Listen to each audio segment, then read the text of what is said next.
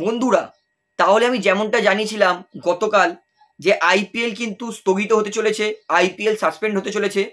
তো বিসিসিআই কিন্তু 1 ঘন্টা আগে কনফার্ম করে দিয়েছে যে আইপিএল কিন্তু সাসপেন্ড, অর্থাৎ এই মুহূর্তে আইপিএল হবে না।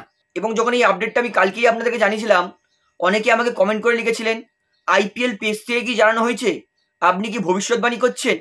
তো দেখুন, আমি ভবিষ্যৎবাণী করি না করি, দেখুন আজকে তো দিয়েই দিয়েছে আইপিএল থেকে অফিসিয়ালি যে সাসপেন্ড হবে।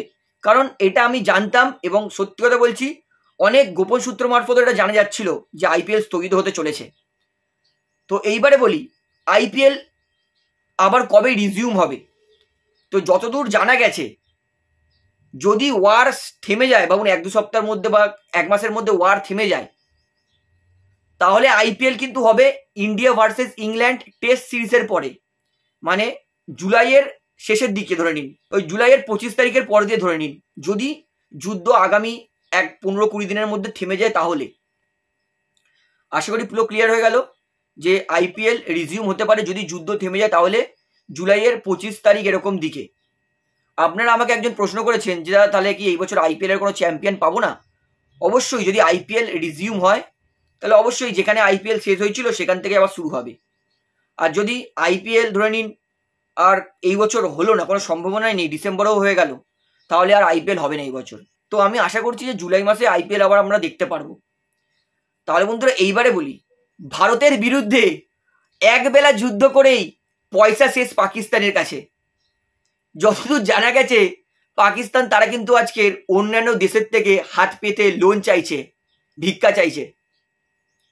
আমি কিন্তু সাবধান করে দিচ্ছি সেই সমস্ত দেশকে যাদের থেকে লোন চাইছে, খুব সাবধান।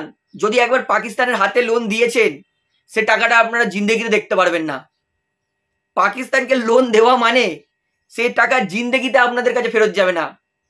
পাকিস্তানকে লোন দেওয়া আর বন্ধুদেরকে পয়সা ধার দেওয়া মানে একই।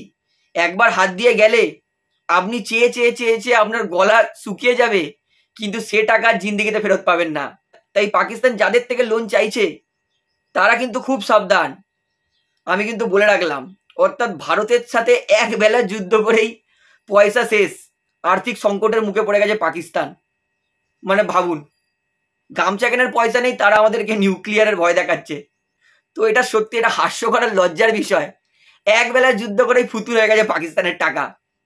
তো আমি চাই যে এই নিউজটা আপনারা সবাইকে শেয়ার করে জানান যে যারা আমাদেরকে যুদ্ধের ধমকি দিচ্ছে তাদের কাছে পয়সা হচ্ছে শূন্য এই মুহূর্তে। তো যাই হোক বন্ধুরা, এই বিষয়ে আপনার বক্তব্য কি আমাকে অবশ্যই কমেন্টে জানাবেন। ধন্যবাদ।